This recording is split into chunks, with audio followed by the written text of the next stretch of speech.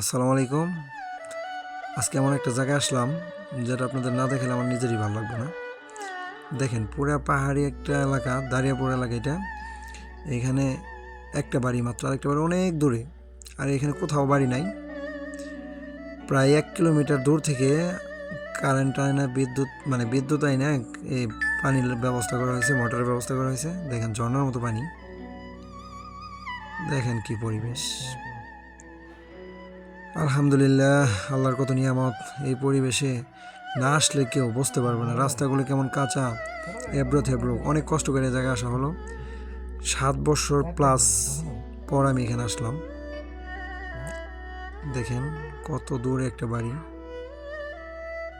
দেখতে পাচ্ছেন। আমার আশেপাশে কোনো লোকজন নাই, একটা গরু ছাগলও নাই, দেখতেই তো পাচ্ছেন। দেখেন আমি তো আসলে এমন একটা জায়গায় আছি এখন, আমার নিজের অনেক ভালো লাগতেছে। অনেকদিন পরে সব একটা জায়গায় আসা হয়েছে। সাথে আমার এক বড় ভাই আছে, ওই যে বড় ভাই বাইক নিয়ে এক সাইডে যাইতেছে। অবশ্যই বড় ভাই নামবে, এখানে আসবে। দেখেন প্রকৃতি আর প্রকৃতি, এখানে অনেক সুন্দর। না আসলে কেউ বুঝতে পারবে না। দাঁড়িয়াপুরে যে কাঁচামরিচ বলা হয়, এখানে থেকে উৎপাদন হয়, এই জমিগুলো থেকেই। এটা অনেক ব্যান্ড, দাঁড়িয়াপুরের কাঁচামরিচ।